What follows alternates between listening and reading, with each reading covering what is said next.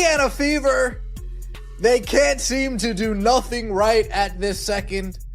No decision they make is a decision that the majority of the Caitlin Clark fans are happy with. Not exactly sure what they're up to or what they're doing, but they're doing something and they're up to something. Is it going to lead to wins? That remains to be seen. Is it going to lead to championships? That remains to be seen. But one thing I do know, if this team fails to get to the WNBA Finals, this has been a massive failure. The team that unexpectedly became the center of a basketball revolution is now flirting with the fastest way to lose everything. And somehow, it is happening before the season has even tipped off. The Indiana Fever have the biggest attraction in the sport, Caitlin Clark. She brings sold-out arenas, massive television audiences, non-stop headlines, and a fan base that follows every decision the organization makes. Yet instead of building excitement, the Fever are creating frustration. Fans are already talking about walking away. How does a franchise fumble momentum this massive? How do you take a once-in-a-generation opportunity and allow questionable decisions to turn excitement into doubt? Because if this continues, the biggest question may not be whether the Fever can win a championship. The real question is, who leaves first, the fans or the superstar? So, it's no surprise. The biggest concerns going into the WNBA season is, what if Stephanie White plays Caitlin Clark off the ball a few minutes a game? What if Aaliyah Boston gets hurt? Two valid concerns. What if Aaliyah Boston doesn't get hurt? What if having a healthy Caitlin Clark alone changes everything, the entire dynamics of this team? What if having Aaliyah Boston at the very top of her game and Kelsey Mitchell coming off an MVP type season? It is almost unbelievable how quickly a team can go from leading a sports revolution to becoming the center of its own controversy. And somehow, the Indiana Fever have managed to do exactly that, before even playing a meaningful game. What was supposed to be a season filled with momentum, excitement, and massive expectations is already being overshadowed by confusion, questionable decisions, and growing frustration from fans. The spotlight is bigger than ever. The pressure is higher than ever. And the Fever are already facing a situation they cannot afford to ignore. That the Indiana Fever don't value Caitlin Clark. Stephanie White does not value Caitlin Clark in the way that she should. And it shows in the way that they talk about her, in the way that they utilize her, in the way that they surround her with players who don't really compliment her. I was watching Stephanie White's interview directly after the draft, and she mentioned something along the lines of Caitlin Clark can play in both positions. And they were going over whether or not Raven Johnson would be a good fit on the Fever. And Stephanie White's perspective was, well, Caitlin Clark can play in both positions. Kelsey Mitchell can play in both positions. So adding Raven Johnson makes sense because she'll be able to complement these players in both. Now, here is the part that nobody can seem to understand. This was supposed to be the era when everything finally clicked. This was supposed to be the moment when the Indiana Fever rode the wave created by Caitlin Clark and turned it into real success, wins, national relevance, and perhaps even a serious championship run. The spotlight was already there. The excitement was already there. The opportunity was sitting right in front of them. All the Fever had to do was build the right team around their superstar and make the most of a once-in-a-generation moment.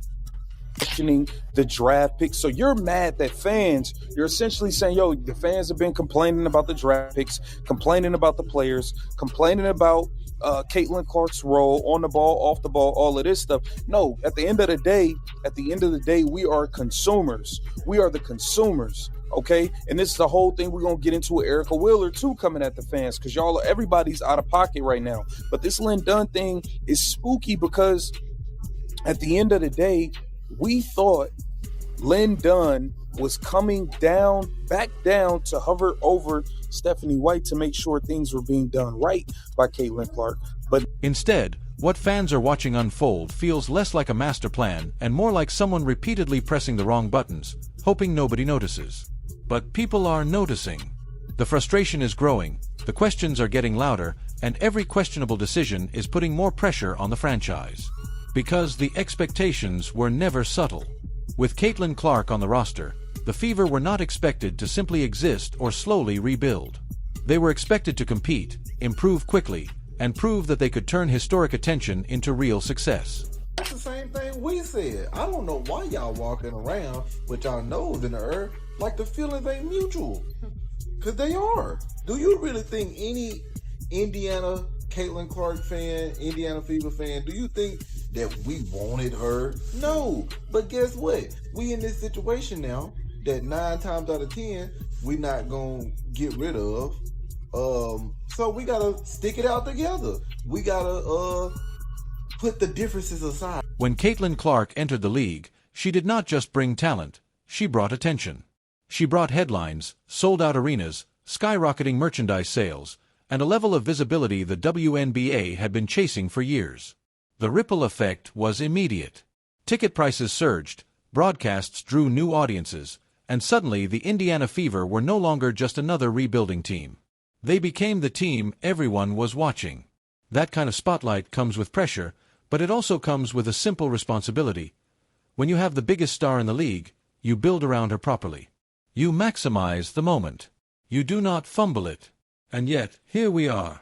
While fans imagined a smarter, sharper roster built to complement Clark's playmaking, deep shooting range, and ability to create space, the Fever made a move that left many people confused. They drafted a 6'4" sharpshooter in the second round, a player many analysts believed had late first-round value. She offered size, spacing, versatility, and the exact kind of skill set modern teams need, especially when building around a guard like Caitlin Clark. Clark thrives when surrounded by shooters who stretch the floor and punish defenses for collapsing. So naturally, fans expected this rookie to receive a real opportunity. Instead, she was placed on a developmental contract. If this is Caitlin Clark's breakout year, and she averages over 20 points, 10 assists, and gets the MVP of the WNBA. What if how the Indiana Fever played against the New York Liberty in the Commissioner's Cup is how the Indiana Fever play on the regular? What if the Indiana Fever win a championship? We can play the what if game all we want, but I think having a healthy Caitlin Clark alone changes everything, the entire dynamics of this basketball team. Having 3 superstars, not all-stars, superstars, Caitlin Clark, Aaliyah Boston, and Kelsey Mitchell alone. And that is where everything starts to unravel. A developmental contract is not just a technical label. It comes with restrictions, limited games, limited opportunities, and, most importantly, a ticking clock. After a short protection window, other teams can step in and make an offer. At that point, the Fever are forced into a decision. Either match the offer and finally give her a real roster spot, or let her walk away.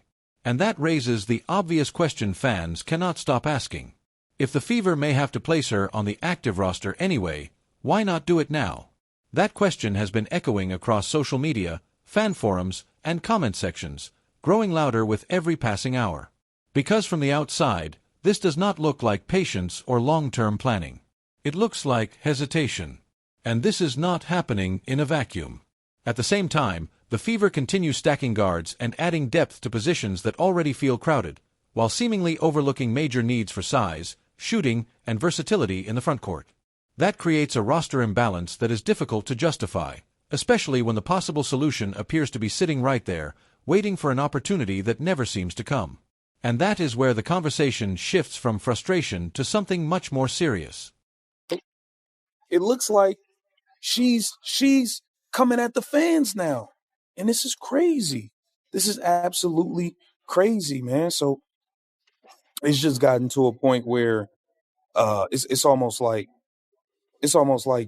we don't know who we can look to. We don't know who we can trust from within the organization anymore. Because I mean, come on, man. You got Lynn Dunn. Like all of a sudden, you think it's not a coincidence that after the Indiana Fever have been getting bombed on for the front office decisions, they've been getting bombed on for drafting Raven Johnson at pick number 10. They've been getting bombed on. People been going off. Now she has a cryptic post about complainers and complaining and what's best for the team. Now, this is no longer about one player or one questionable decision. It is about a pattern. It is about a front office that, in the eyes of many fans, keeps making moves that do not match the reality of the situation. The Fever have been handed one of the most marketable players in the league, Yet they continue to operate like a franchise still searching for direction. And fans are beginning to push back in the only way they know how, by threatening to walk away. Some are openly saying they will cancel tickets. Others are canceling travel plans, backing out of hotel bookings, and reconsidering trips they planned months in advance just to watch Caitlin Clark play. Those fans did not suddenly appear out of nowhere. The sold-out arenas did not happen by accident. The national conversations did not magically create themselves. Caitlin Clark became the engine driving all of it. And fans know that. That is why the message is becoming louder and more direct with every passing day. If she leaves, they leave too. It may sound dramatic, but it is not as unrealistic as it seems. Sports history is filled with examples of superstar athletes who carried entire fan bases with them. When those stars moved, the attention followed. The ratings shifted. The energy changed. And the Fever cannot afford to pretend that the same thing could not happen here. The South Carolina Gamecocks fans, which are, like I say, the worst fan base in women's basketball, and then the Indiana Fever Caitlin Clark fans, which is the best fan base in women's basketball. We got to put our differences aside and come together. Because if we don't, then we just doing everybody a disservice. We already see how y'all treat Aaliyah Boston. So now, after a year or so, or after half a season, and Raven doing good, and she talking good about the organization and Caitlin Clark and everybody else, are y'all gonna turn y'all back on her like y'all did Aaliyah Boston? Because Aaliyah Boston ain't done nothing wrong. And right now, the Fever are dangerously close to testing that theory in real time. The goodwill that once surrounded this team is beginning to fade. Excitement is being replaced by skepticism. Anticipation is being overshadowed by doubt. And all of it is happening before the season has even begun. That is not just a bad look. It is a warning sign. What makes this situation even more frustrating is how avoidable it feels. Nobody is asking for perfection. Fans are simply asking for the organization to recognize the opportunity in front of them. Because opportunities like this do not come around often. You do not casually stumble into a player who can transform your franchise, fill arenas, boost ratings, and elevate an entire league at the same time. When that happens, you protect it. You build around it carefully. You make sure every move strengthens the foundation instead of weakening it. But right now, it feels like the opposite is happening. That is why the criticism is not slowing down. If anything, it is gaining momentum. Every new move is being dissected. Every decision is being questioned.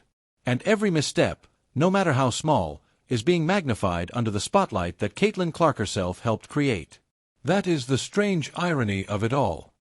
People might not have took it the way that I took it, but the way I heard that comment was, wait, you think Caitlin Clark is not a point guard? You see Caitlin Clark as a combo guard? And it more so reinforces the idea that the Indiana Fever as an organization does not see Caitlin Clark as the player with the ball in her hand at all times. They want to experiment using her off ball. They want to experiment using her in a manner that you might use a Klay Thompson. And that's not her game. Her game isn't even a Steph Curry game. She's not a player who's running off ball. She's a white chocolate kind of player. She's a Steve Nash type of player. You give her the ball, you set screens for her at the top of the key, and let her decide to either go off the dribble and shoot, or let her pass the ball down to the people who are cutting to the basket. So a Monique Billings signing actually does work because she is tall and she is more athletic than... The very thing that made the Fever relevant again is now amplifying every mistake they make. Caitlin Clark brought the spotlight, the attention, and the massive audience. But that same spotlight now makes every questionable decision impossible to hide. And the longer this continues, the harder it becomes for the Fever to control the narrative. Because if things do not improve,